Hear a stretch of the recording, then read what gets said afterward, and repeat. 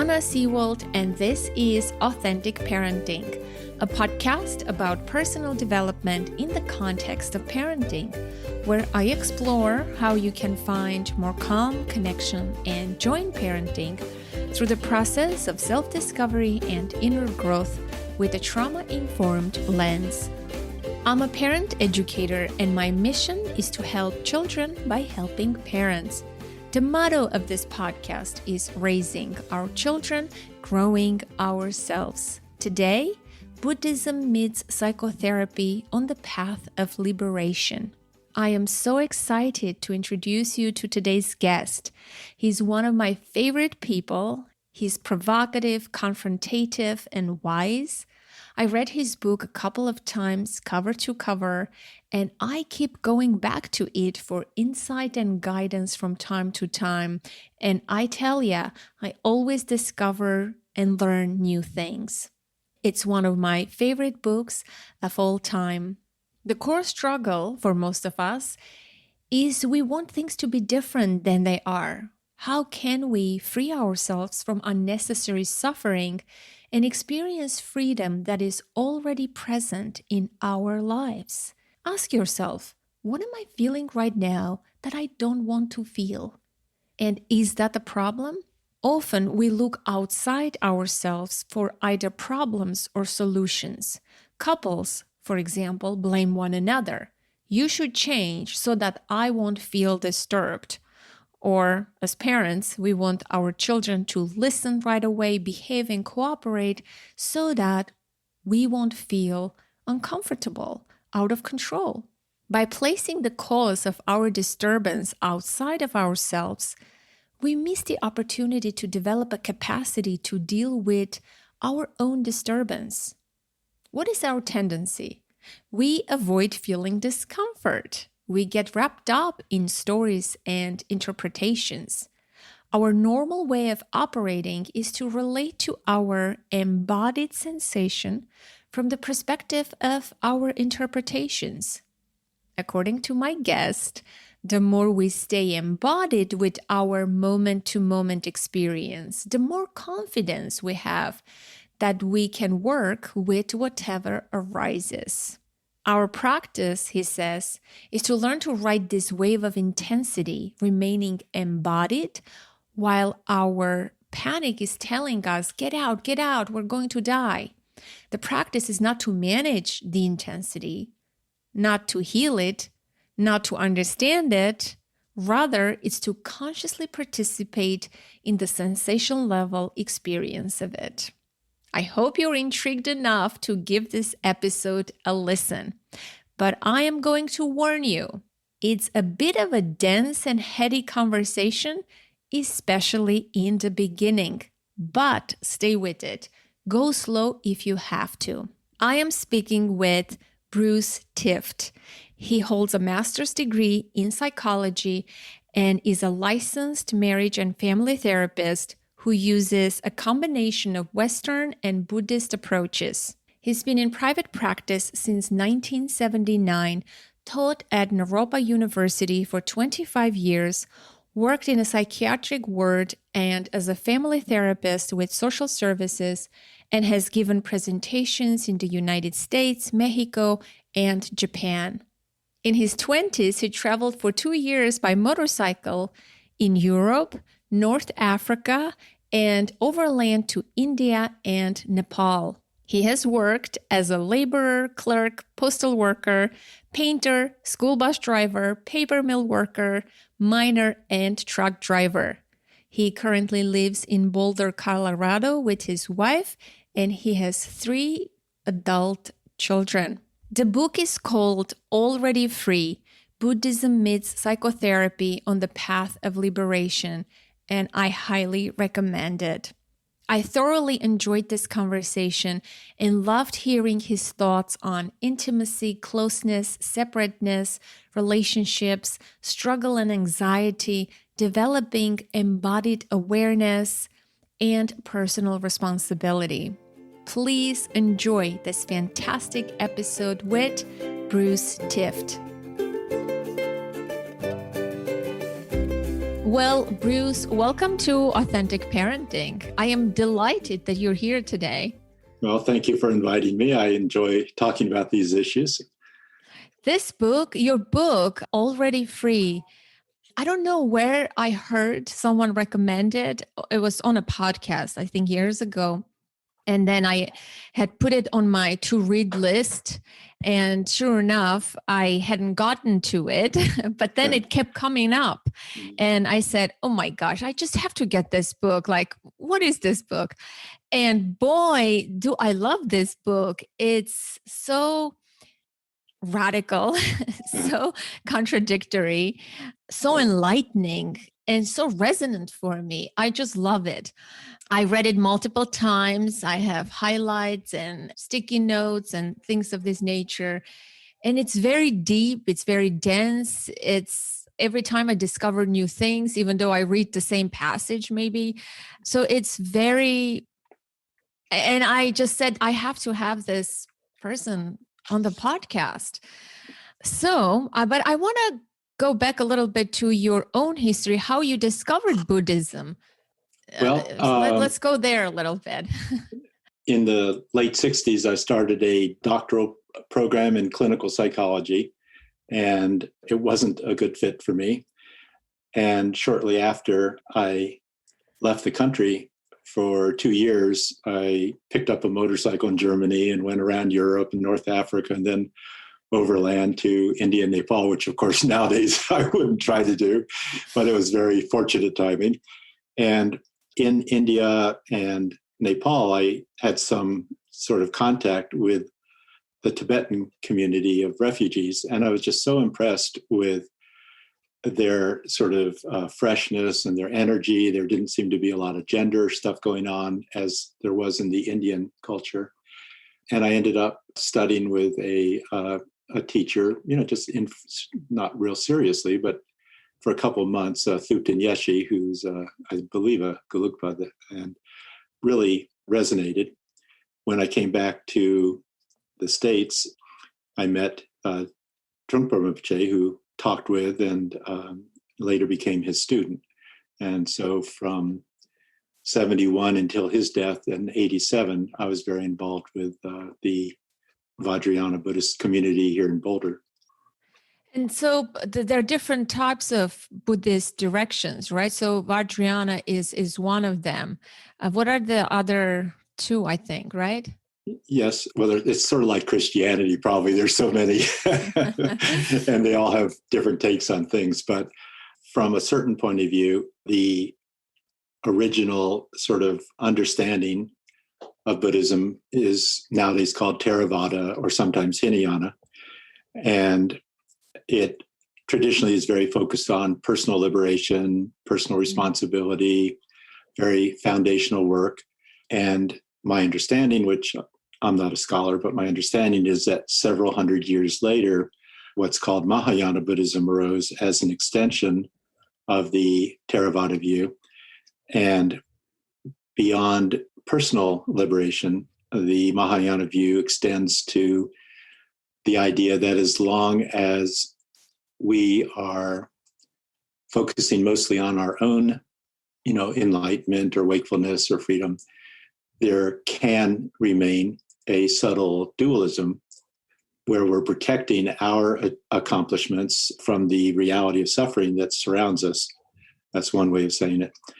So it doesn't mean that Theravada students or teachers necessarily are caught in that dualism, but that view takes that idea. So the Mahayana view is much more of an inclusive view, and it's not only inclusive of other people, but it's also inclusive of a wider range of emotional experience. So almost anybody is going to start any path by wanting to have positive experience and get rid of negative experience. But a Mahayana view takes the position that all of our experience is our experience, and we will probably progress most quickly and be of greater benefit to other people if we can train ourselves to relate to negative, what we call negative experience, as equally valid as what we call positive experience. And then my understanding is several hundred years later, out of that view, what's called vajrayana arose. That is historically, I believe, sort of a coming together of a Mahayana view with Tantra. And from that point of view, we not only are sort of kind and accepting of difficult experience, but we go into it as deeply as possible, experientially, and congruent with the Mahayana view, perhaps discover no evidence of essential nature in any of our experiencing. And so Vajrayana is much more about almost a celebration of relative experience, of form, of even neurosis, and much more of a focus on immediacy. In another way of saying it, in more of our language, my understanding, which may not be an official Buddhist view, is that I would see Theravada as addressing attachment or passion, or in our language, maybe neurotic feminine as the major obstacle, with healthy masculine energy, separateness, as the antidote. It turns out that's not the whole picture. So then in Mahayana, we actually address neurotic masculine or anger as the obstacle with healthy feminine energy connecting. And then in the Vajrayana view, we hold both what we call masculine and feminine separateness, connection, simultaneously with no fantasy of resolution ever, and bring our attention more and more to this very intense, unresolvable experience sort of in between those apparent polarities or reference points. Yeah, that part is resonant with me, because then there's acceptance and peace with that, right? With life. You can just exist and live your life. As long as you're willing to be at peace with exactly the feelings you organized your life avoiding, yes. Yeah, in theory, it sounds great. Yeah, in theory, it sounds good. Yes. And so in your work, in your psychotherapy practice, you do practice, in your book, you describe the developmental view and the fruitional view. And of course, the title of your book, the subtitle, Buddhism Meets Psychotherapy on the Path of Liberation. So I know it's a lot to go into describing what developmental view is and what fruitional view is. But when someone comes to your office, do you, number one, this is what I want to know, do you tell them about your approach, the developmental view, the fruitional, and obviously you combine this, right? Sort of like a dance between the two. That's my understanding. Do you tell your clients or your patients about your approach, or you just work with them? I tend to just hop on in and do my best to try to be of benefit to both what they're presenting, but also my best assessment of what they're not aware of. So there's also sort of a dance between that. I don't usually explain the theories unless somebody asks about it. And if they're curious, I often just say, well, there's a lot of stuff online. You can check it out. You can look at my book if you want to. But I tend to see experience as carrying more of a potential for transformative change than just theories. So I prefer that somebody actually is brought into engagement with a certain type of experience or view. And then if they're curious about that, then it might be helpful to have more of a intellectual understanding. Mm-hmm. Of course, the book has a very Buddhist title, right? Right. Yes. So you are. Yes. It signals that you are in your heart more of a Buddhist. You promote the fruitional view. Yes, that is my bias. Yes, that is your bias. I like that bias. So, is it possible for you to give a short overview, a brief summary of the two approaches? Well, sure. We could probably say it in a couple sentences and then keep elaborating it for hours. But one way of talking about the developmental view is the idea, which I happen to agree with, that our very young experience tends to lay a foundation or a template that's based on our efforts to take the very best care of ourselves possible. But a healthy response to a distorted or dysfunctional environment requires a distorted or dysfunctional survival strategy. The inspiration is health, but the form tends to be distorted in some way or another. That's a very healthy process, but none of us really have fully mature, engaged, wakeful parents, at least that I've met. So it's just a matter of degree to which, as children, unconsciously, we have to sacrifice aspects of ourselves that do not fit with our emotional environment, especially, to get the most love and approval and avoid the most attack and abandonment. And that works, so it becomes internalized over time is actually what we call character structure, and operates somewhat unconsciously, is carried into adulthood. And for most people will be their unexamined sort of style or strategy for the rest of their life in trying to take the best care of themselves possible. It's not pathological. It's just usually out of date by several decades. And by some time somebody's an adult.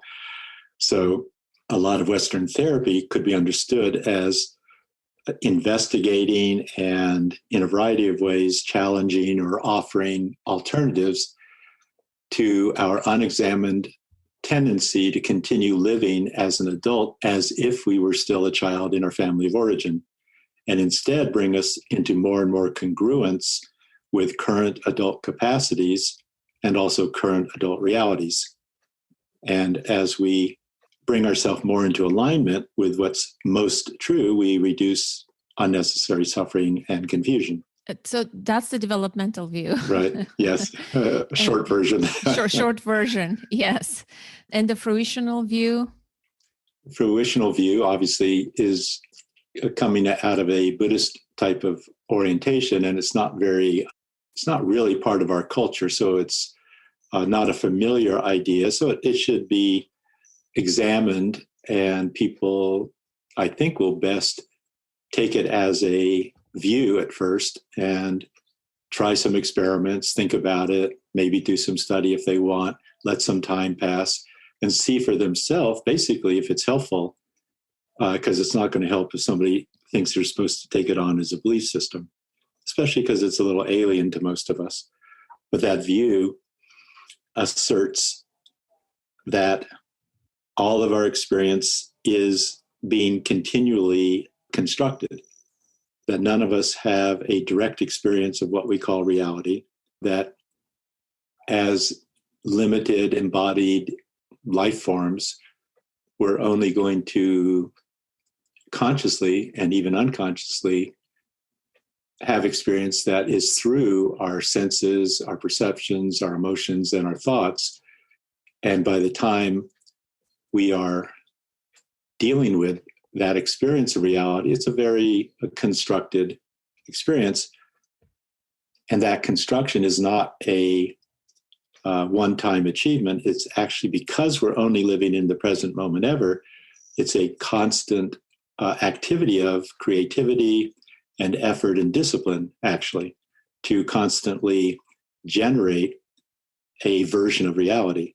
So a lot of Buddhist practice has to do initially with a process of deconstruction, where we investigate in our immediate experience how we are generating the appearance of a monolithic, objectively existing reality, sense of self, so on.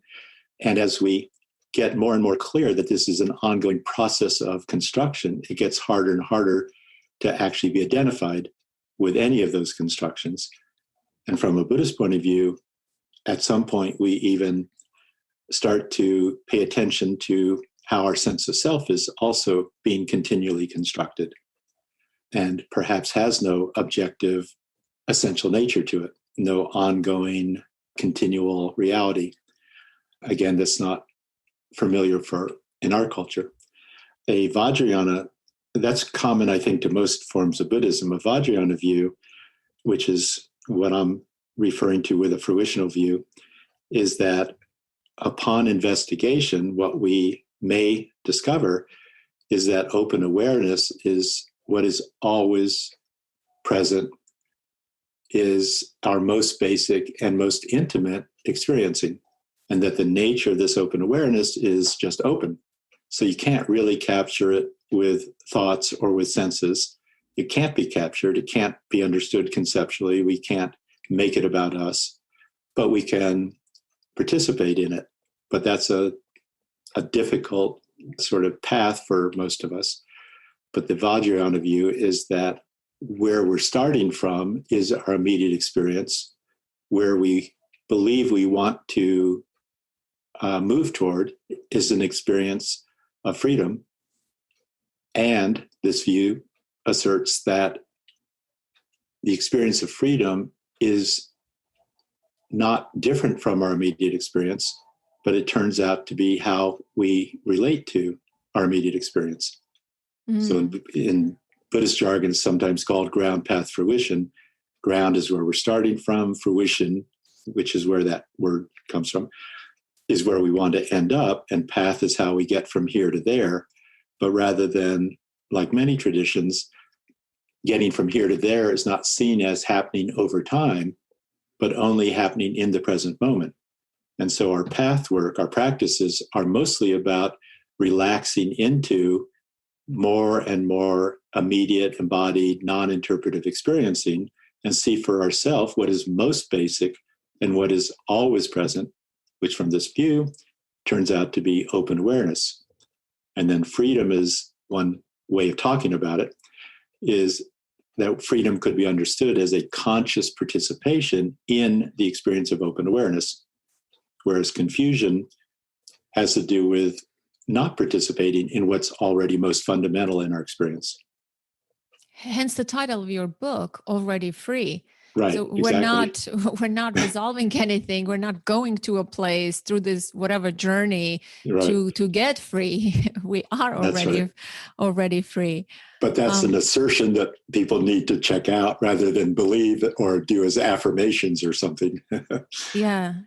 Well, on a practical level, of course, it's very hard. So in your work with clients, do you see any value in hearing the clients, childhood stories, what happened, what they went through, traumas? Do you find value in that? As I understand we don't want to work the past. I am also of that belief that, there's no point in going and working on the past issues. The past is in the past, right? As you said, and some of our patterns and those conditioned behaviors, I don't remember exactly what you said, are like a few decades old. Do you find value in that, in sort of integrating the person's story? Well, again, I'll be a little long-winded in my response. One understanding of path from a Vajrayana point of view is a continual engagement of form and formlessness, or our identification with our experience with practices that interrupt that identification. So we could say, applying that view to therapy, we could say that therapy from this perspective could be understood as bringing one's identification with one's condition history into contact engagement with immediacy.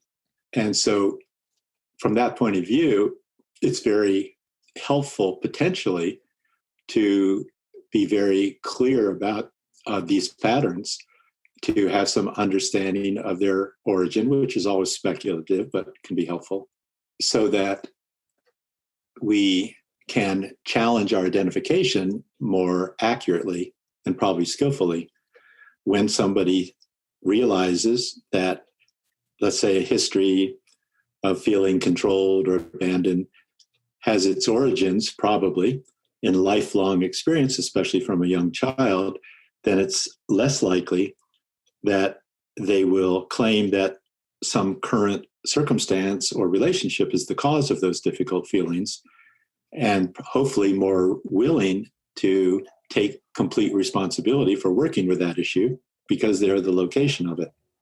And that's a very sort of Theravada Hinayana foundation, is personal responsibility. So we stop disempowering ourselves by claiming that something outside of ourselves is the cause and therefore should be the solution. So when somebody is aware of their history, often they can examine more accurately whether it's still a useful version of reality with which to take care of themselves now. On a more subtle level, maybe, it seems to me that our experience of our past, our identification with our conditioned history, can either help us in our practices of coming into immediacy, which is the only moment we're ever living in, or can be an obstacle to conscious participation in immediate experience. Basically, sanity has the quality of being more open and fluid, more shaky, more difficult to get a hold of. Neurosis has more of a quality of being dense and contracted and problematic. And so because neurosis carries this feeling that we are being threatened, we tend to maintain our self-absorption more as a type of primitive protection. Sanity is more open to immediate experience because we have more confidence that we're workable and therefore that our life is workable. So it seems to me that sanity is a more practical, effective support for investigating the nature of awareness than neurosis. And often it's very, as we were just saying, often it's very helpful to understand that what we call neurosis is our best effort to take care of ourselves. So it's not bad or wrong. It's just probably several decades out of date. And maybe we can tolerate much more intensity now as an adult than we could as a kid. So maybe we could risk bringing our conscious participation more into immediacy. Whereas as a kid, it wasn't safe to do that. Yeah. When you step into the immediate experience of this moment, it could be anxiety provoking. It is anxious, right? That experience. For a lot of people, they may not be able to remain present with the discomfort of their feelings. Hence, we want to avoid, distract, do all sorts of behaviors to avoid feeling that. But you're inviting us to remain with that experience without any interpretation from the past. Because when you start to give context and create a story and a narrative, you keep turning and turning and turning it in your head. And right. And then that becomes your main story. And people become very attached to those rehearsed stories. They have a hard time parting from them because in some ways, like you said, it serves them. Maybe it served a purpose back then, 30 years ago, but what kind of purpose is it serving now? If a couple is arguing, let's say, and one party says, you are not considerate, I feel abandoned, you're not emotionally available, you don't feel close to me, or whatever the complaints are, there is usually you made me feel a certain way, right? You made me feel a certain way. This is like my pet peeve of this. We sort of lose our power, right? And we place it outside of ourselves.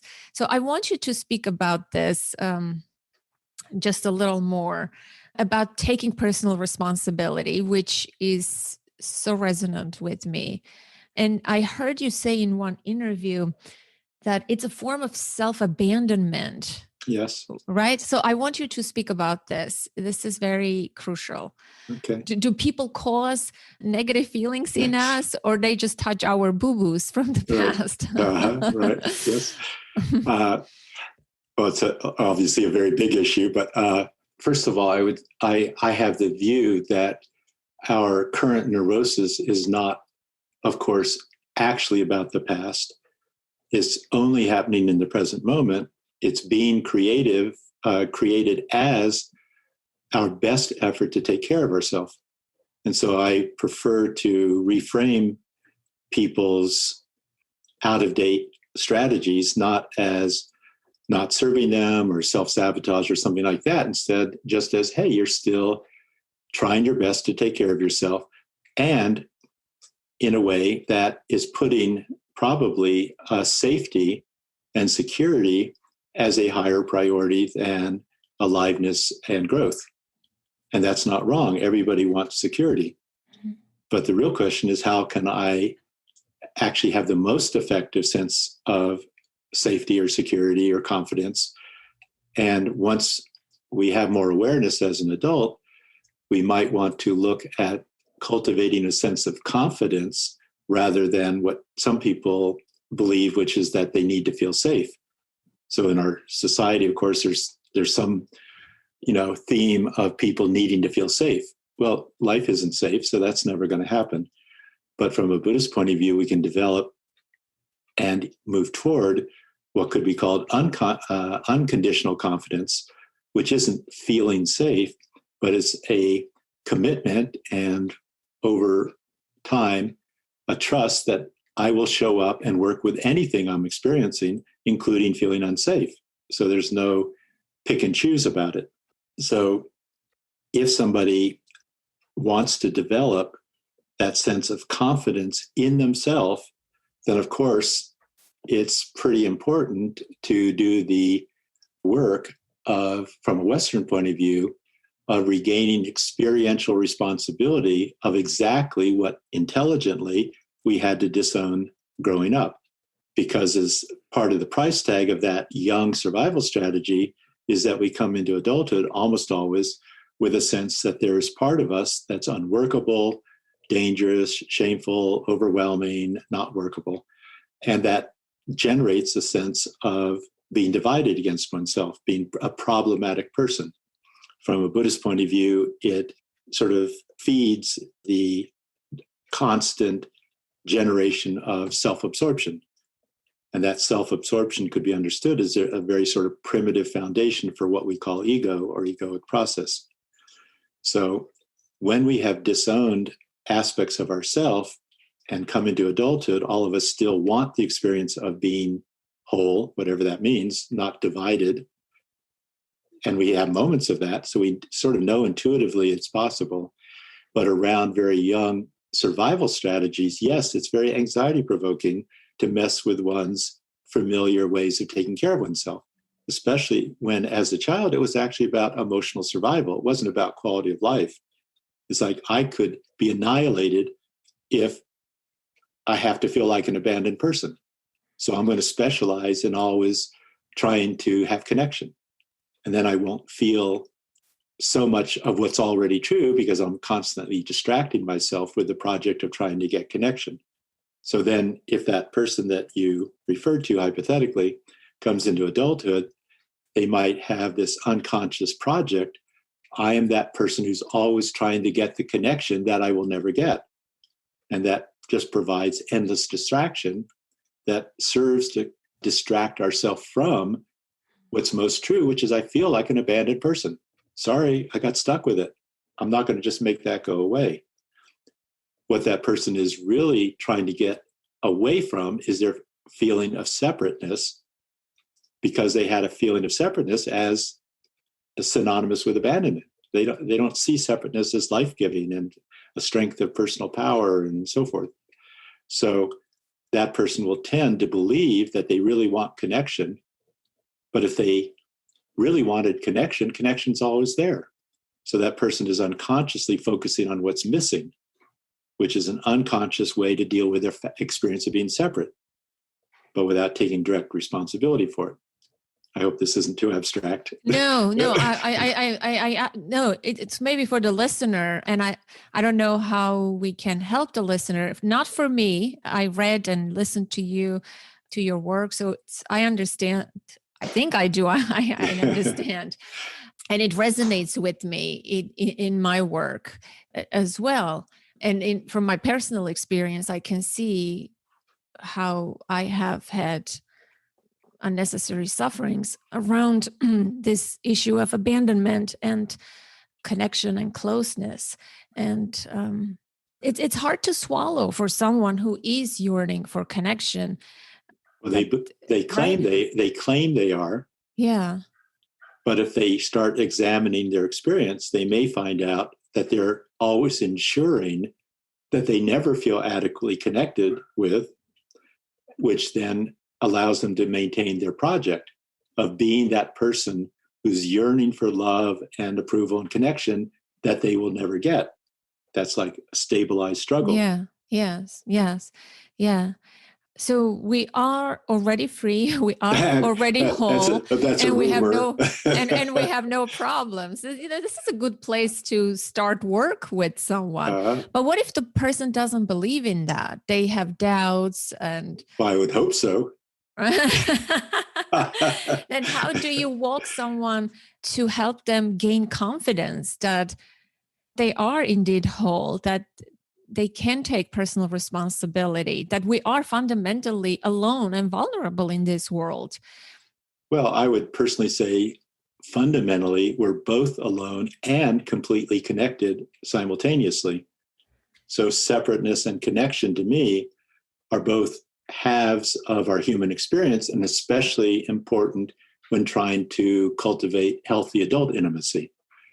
But as far as my work with people, I don't have an agenda of saving them from their life. That would be trying to do exactly what I'm encouraging them not to do in their relationship, to save their partner. So I work with people as if they're adults who are responsible for dealing with their own experience. I try my best, which is, of course, is limited, to be the location of awareness rather than to be an agent of change.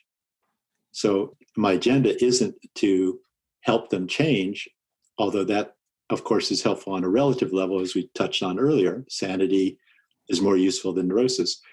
But my basic intention is to be, as much as possible, the location of awareness, so that we can talk about history, we can talk about their conviction of being a victim or feeling guilty about being angry.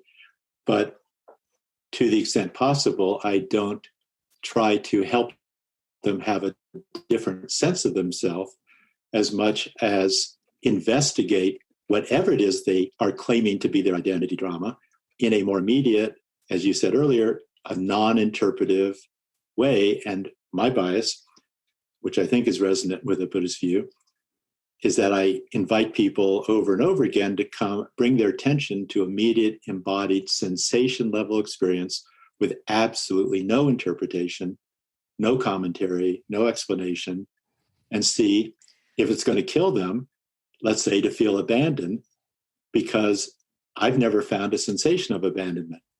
Or shame, or any of those things. Yes.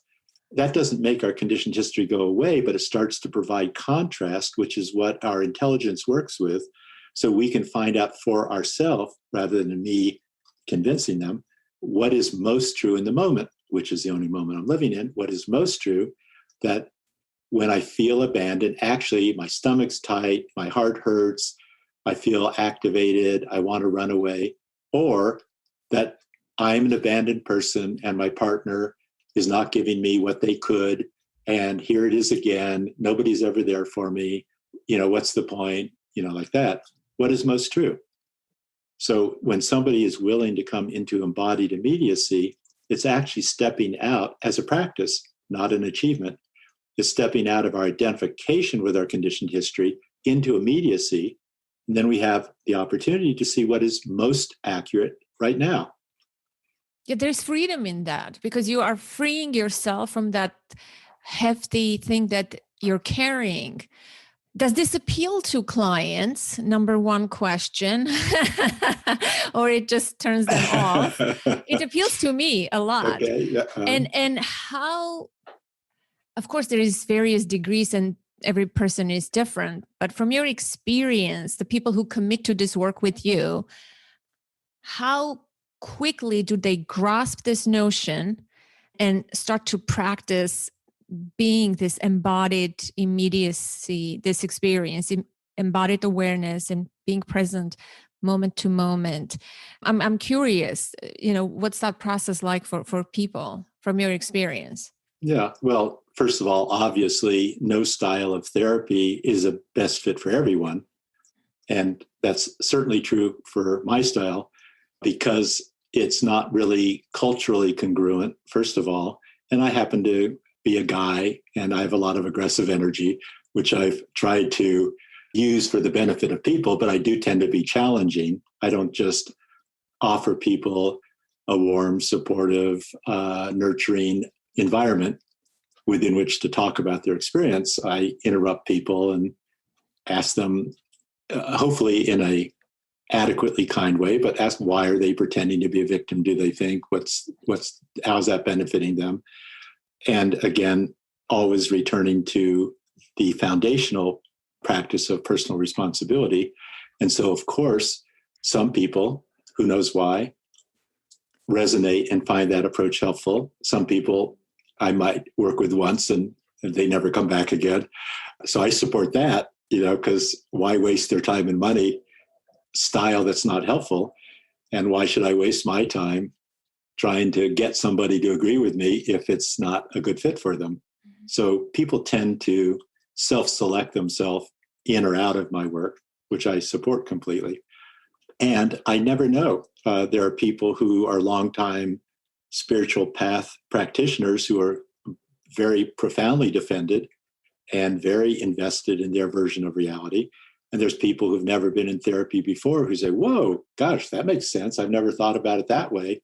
And in maybe a few sessions are reporting, anyway, some very significant shifts and more lightness, more clarity, less drama, less struggle, things like that.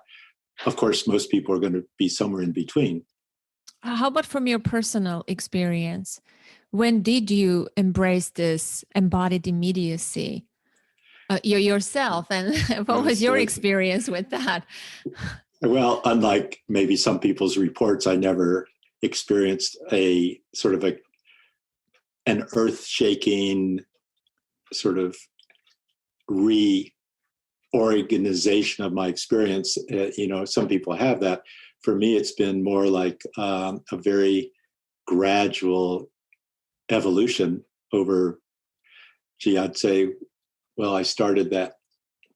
I met Trungpa Rinpoche, let's say, in 71, so 50 years.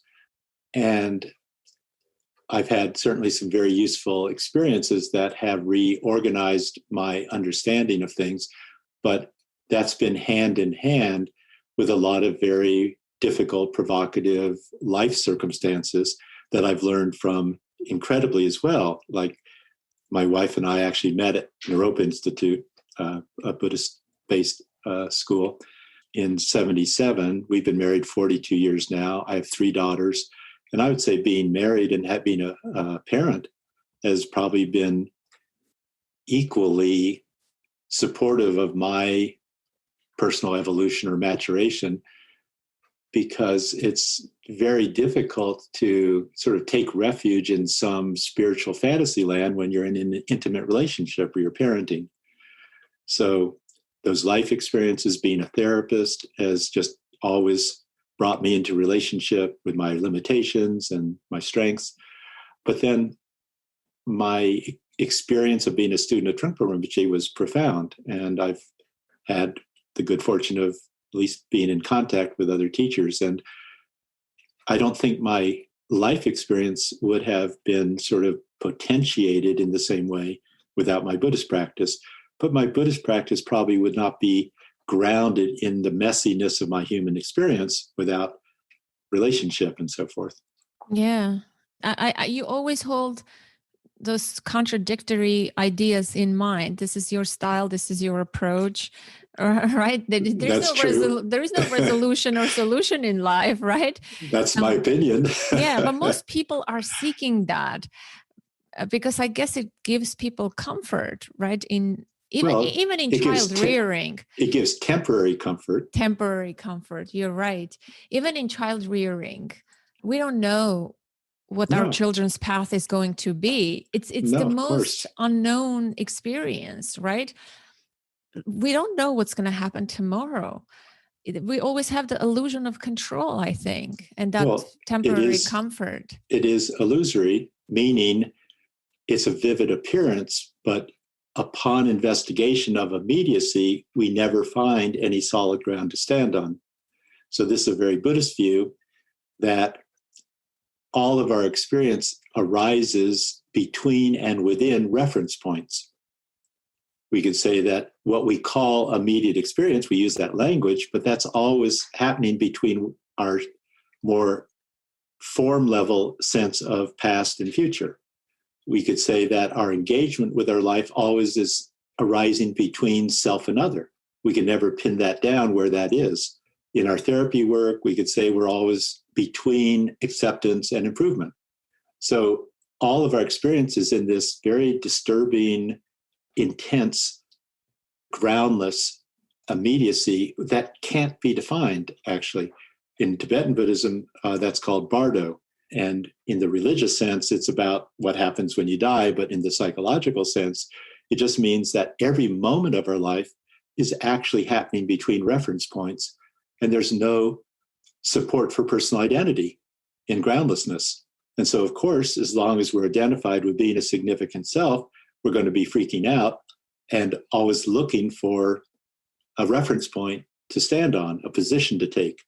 And that's a very fundamental sort of expression of what we call neurosis, which could be understood among a variety of ways as an effort to avoid the truth of our experience, especially disturbing experience. So taking a position is just a more subtle version of having a drink if you're disturbed, or smoking a joint, or meditating or exercising to get out of disturbance.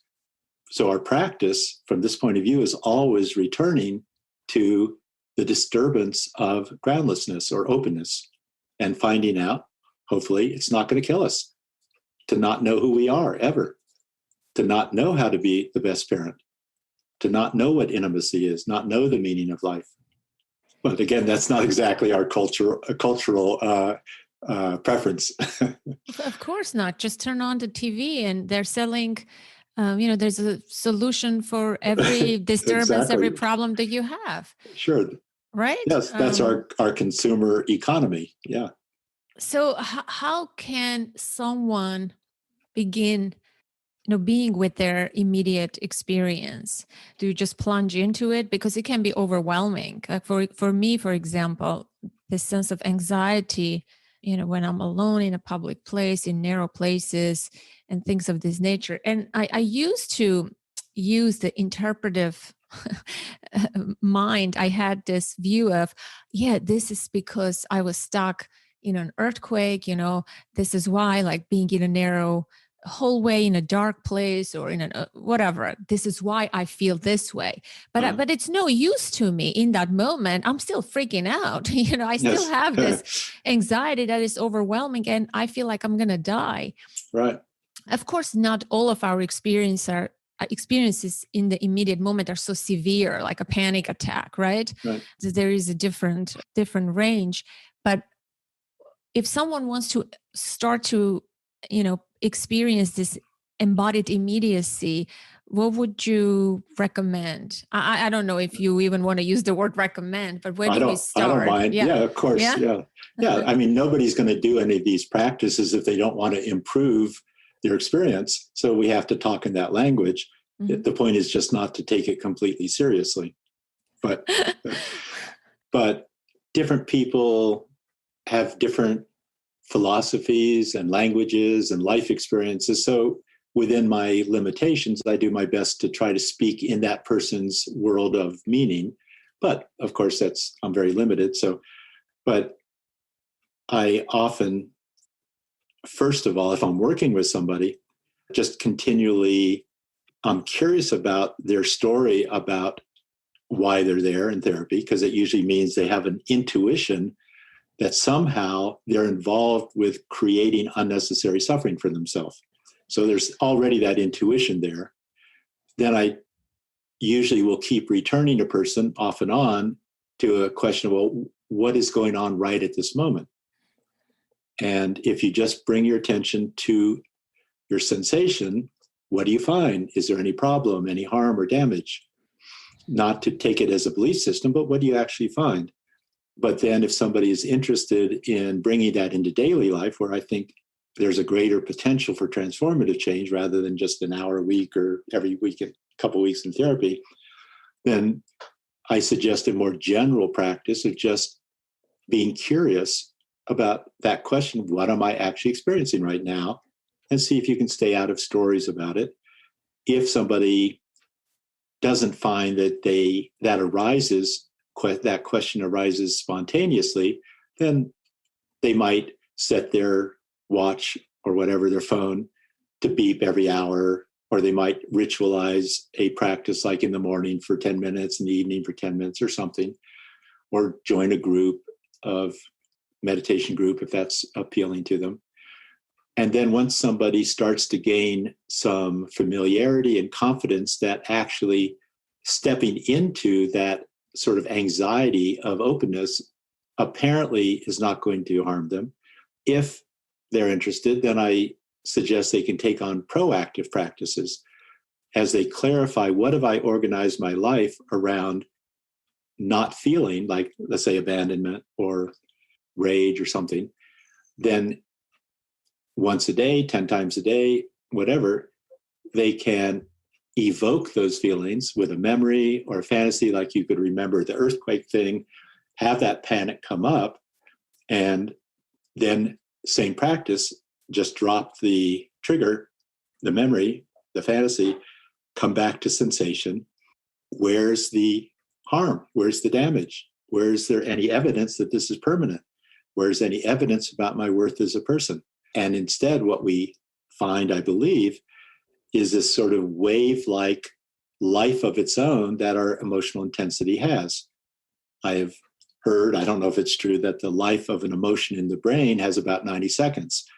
So if we can not keep throwing fuel on that fire with our stories, it's possible that we can learn that we don't have to do anything about our emotional intensity. It's going to come and go all by itself, but that has to be experienced. It can't be just an idea.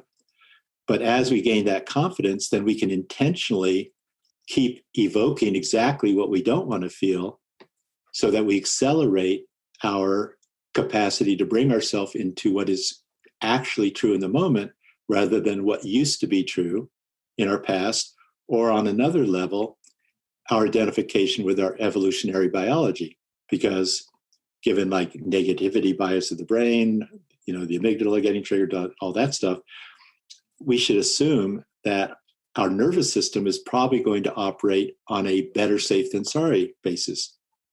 But for those of us, anybody listening to this discussion is almost certainly living a more than biological life. And so our biology, we have to experience, respect, stay with, not abandon.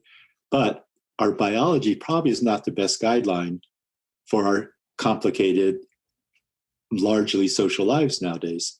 And so if we want to live at higher levels of human potential, we have to experience our biology, but gradually learn not to be captured by it. And one way is just, in the West, it might be called like a desensitization process, where we keep becoming so familiar with our disturbance that we gradually, incrementally learn that it's not synonymous with harm. Or sometimes an analogy I offer to people is that this proactive practice, where we intentionally imagine being trapped in a life-threatening situation, could be understood like a immunization or a homeopathic process, where we're actually introducing in small little bits what it feels toxic. So our immune system, in this case, our emotional, energetic immune system, becomes so familiar with working with it that when life does actually trigger us, hopefully we're developing some resilience in working with that. And life will trigger us, right? Of Those course. triggers are always going to be part of our biology. Yes, exactly. And our conditioned history, and our culture, and our gender training. I mean, it's very complex, but my bias is that I think it's smart to just assume that our anxiety will be triggered off and on every day of our life until we die, and give up some fantasy of a life without anxiety. Yeah. Recently, I went to a nail salon, and, out of a blue, I feel anxious. I'm sitting there. Everything is normal in my world. Right. I don't have problems. The weather is beautiful. I'm treating myself. Yet I'm sitting there feeling, I'm trying to be in my body. I have this embodied practice as much as possible. And, I feel where it is, the anxiety and all that. But my mind somehow goes, why am I feeling anxious? Like there is no apparent reason. And so I try to abandon that thought and remain with the bodily sensations and observe it. And it's not pleasant whatsoever. No, and I am trying to have a pleasant day, right? I'm treating myself to a pedicure. It's a beautiful day. I finish my work. But there is this lingering discomfort and disgusting feeling that I wanted to just run out of there and, of course. and just go. But I stayed now, but my mind keeps going to a story. Maybe you're hungry. Maybe it's your low iron. Maybe you didn't drink enough water. Maybe it's this. And I was trying very hard to not to be interpretive. And then the point of this story is then I finished the pedicure and I'm doing this manicure after like maybe 15, 20 minutes. Then I notice I'm like, where is that anxiety? It's not there anymore. I'm like, I was like panicking and freaking out 15, 20 minutes ago. I'm like, this stuff is like temporary. But if only we can remind ourselves that this is temporary and it has no meaning in the moment whatsoever, right? Yes. It's not related to anything. It's not like I have a problem or maybe there is a problem I should be worrying about, right? No, it's just a sensation that arises for whatever reason. Be with that. And it passes and you get relief. And that's my point, that it's temporary. Yes. That sounds like a very good practice to me. And it's not easy. No. And so that's related to one of my views, which is that I think that in any given moment, especially of disturbance, that neurosis is always easier than sanity. Our effort to escape disturbance is always going to be attractive. Taking ourselves into our disturbance is always going to go against our evolutionary biology, not to mention our culture, blah, blah, blah. So I see sanity itself as a counter-instinctual practice, not an achievement, but a practice that not always, but really at the heart of it, requires an attitude of discipline because it means I am committing to using my best understanding to go 180 degrees from what so much of my nervous system and my culture and my personal history says, get out of here, we're going to die, and instead do 180 and go directly back into voluntarily exactly what I don't want to feel. That's when we potentially discover, as you did, it's first of all, it's impermanent. Second of all, there's no inherent meaning. And from a Buddhist point of view, even on a deeper level, we may discover there's actually no essential nature. It's just a vivid appearance that we don't have to heal or understand or communicate or process or anything like that about. We just have to not abandon our own self experience, as you said earlier, because then usually we end up doing to ourselves what happened to us in some variety or another as a child.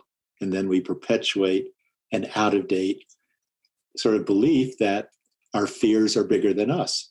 So part of our adult work is to gradually learn experientially that we are larger than our fears. Yeah, and it doesn't mean that I will never experience anxiety.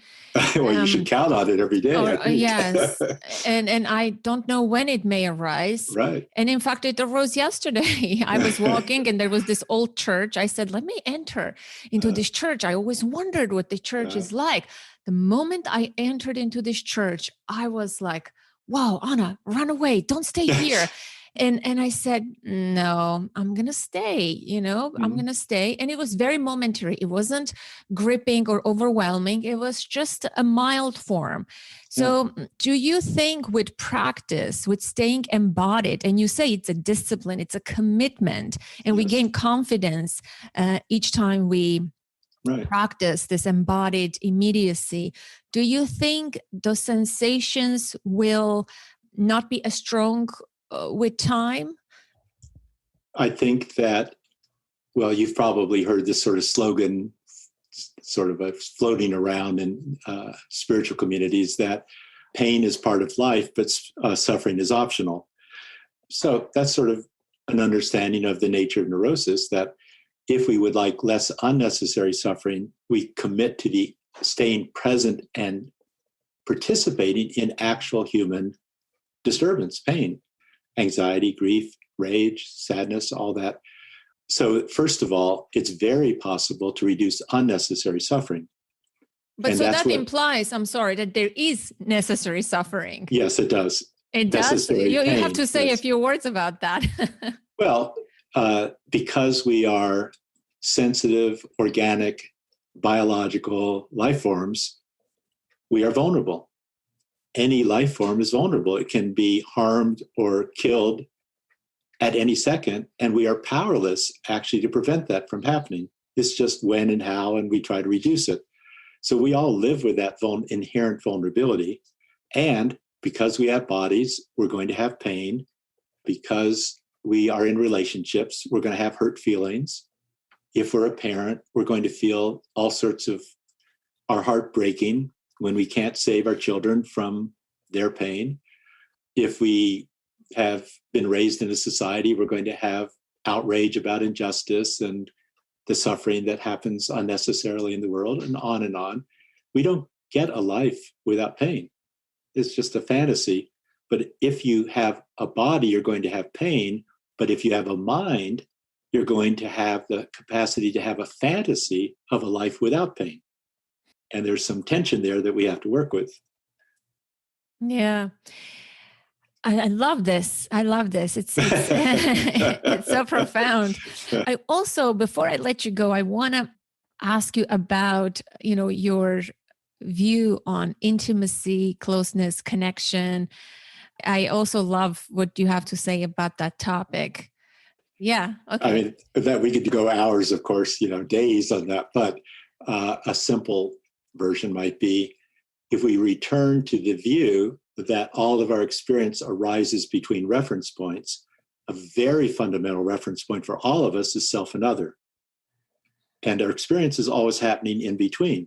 We can never really tell when another person's behavior is just about them or when it turns into our experience about their behavior, for example. It's always somewhere in this groundless middle. That's very disturbing to us. So most of us unconsciously, and especially as young kids, given our families' limitations, want to take a position. And so it's not resolvable that we're always self, which is like a separateness, and there's always other, which has to do with connection. So an unconscious effort I think all of us tend to make is that we focus on one of those sides and tend to ignore the other as a way of trying to have a formula, a ground to stand on, a familiar sense of self or something. When we focus on self and discount or ignore other, we generate a sense of being separate. When we focus on other and tend to erase or ignore our own self, our own experience, we tend to focus on connection. The first is neurotic masculine, the second neurotic feminine, to use that language if people don't mind that nowadays. But we could just say separateness and connection. So most of us enter adulthood out of balance, being identified with feeling, oh, I have to take care of myself and I need to sort of ignore other. Or I have to really focus on other people, like being a caretaker, and I can't really feel selfish, for example. In the extreme version, that sort of all or nothing organization leads to the neurotic feminine extreme of victim, or the neurotic masculine extreme of perpetrator.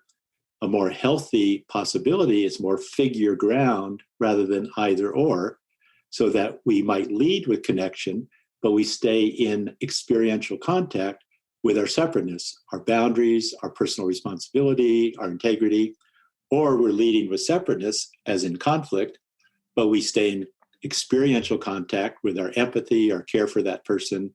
We know we're having conflict with them because they're important to us. So we want to move away from all or nothing, black or white organization, which is a young possibility.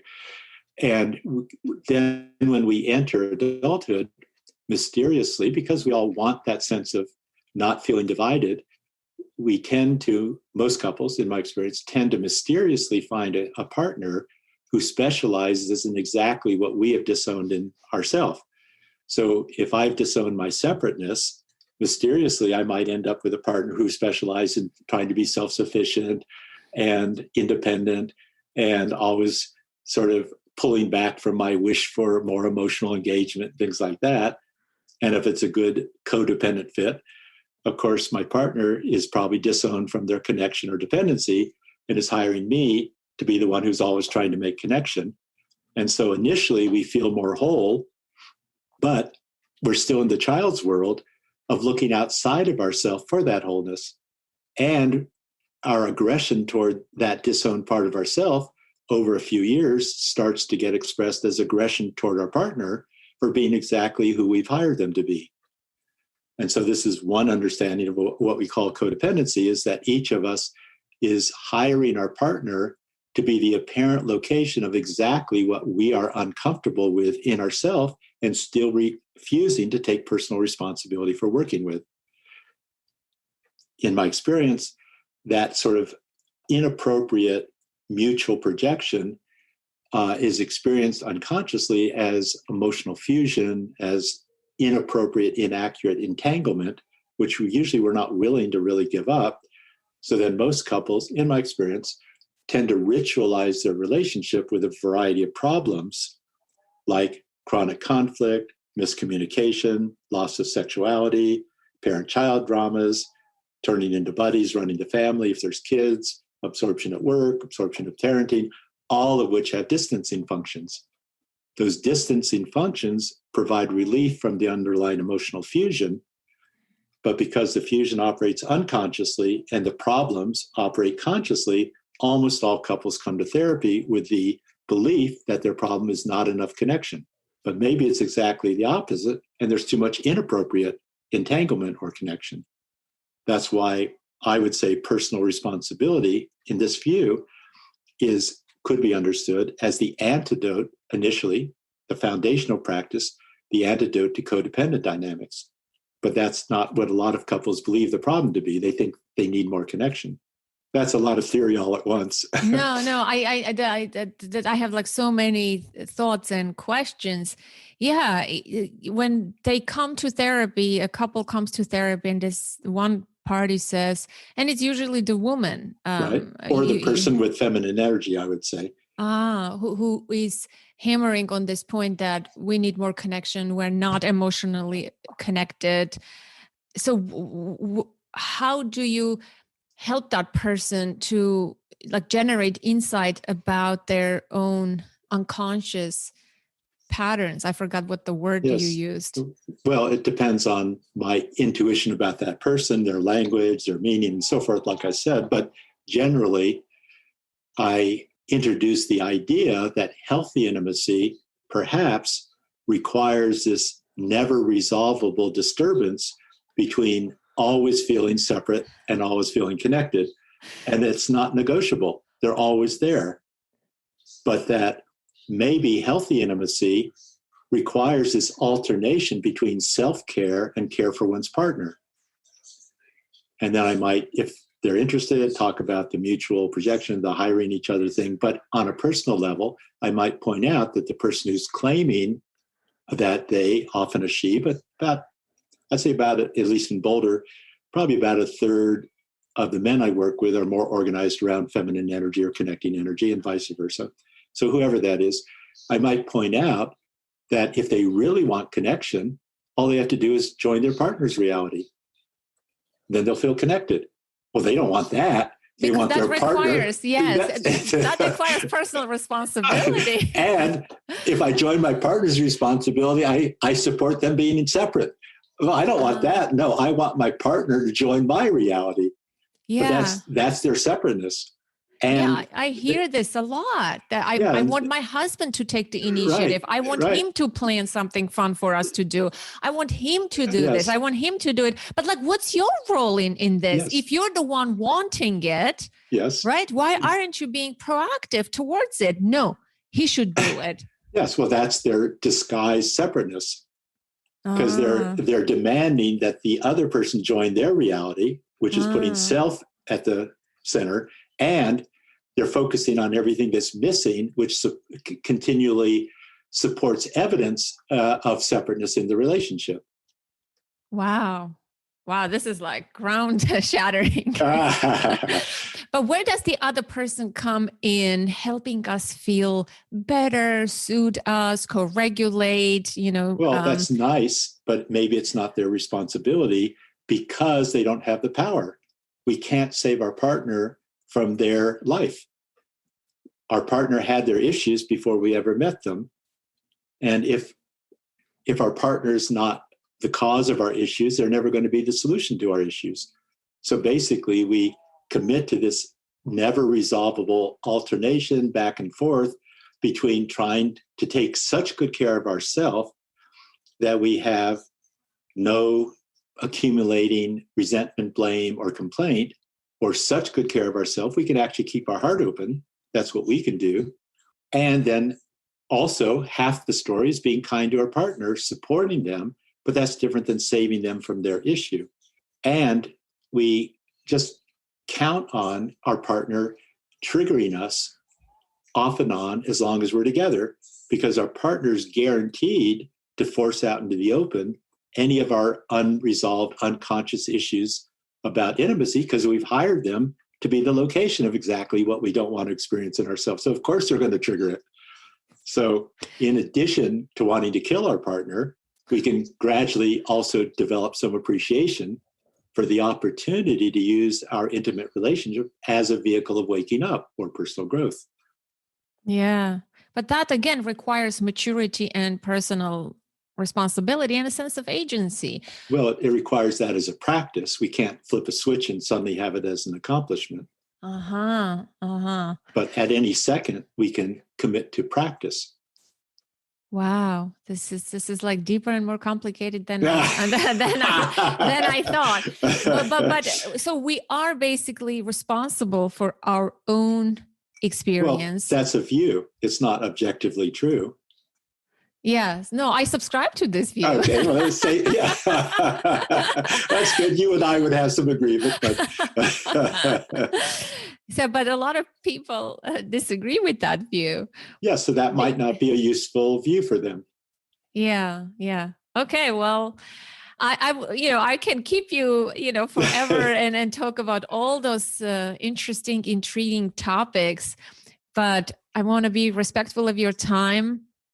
And I'm so honored that you carved out time to speak with me on a Saturday. Oh, sure. This was such a treat. Your voice will resonate in my mind as I'm moving through my day. Your words, your tone of voice. Well, don't tell anybody that. No. And I hope this was useful for the listener. It might be a little dense, but the best part of the podcast is they can listen and re-listen and pause and take notes and take it all in. And some of my community members who have worked with me are not so unfamiliar with those things that we discussed, because I also believe in those things, maybe not in the complicated language that you use and convey, more philosophical view, language. But I would love to hear what the listener thinks about this episode. And I hope they won't unsubscribe from the podcast. Yes, I hope so. You can blame me if they do. Yeah, no, I'll take personal responsibility. Oh, thank you so much. It's truly been a treat. Yeah. Oh, well, thank you. I enjoy talking about these, so thank you for the invitation. And also just want to thank you and any of the people listening, because I'm always actually touched when somebody is using their rather precious time in their life to try to be more wakeful and more kind to themselves and others. So, I'd like to thank you and all the people listening, just for the efforts you're making. No, thank you so much. I appreciate that. That's so meaningful and heartwarming. Have a fantastic day. I will have, links in the show notes for your website, for your book. And we may do a book club in the community. Let's see. We have a monthly book club, pod club. Let's see if people are open to the idea. So thank you so much again, Bruce. Well, thank you. Nice to meet you too.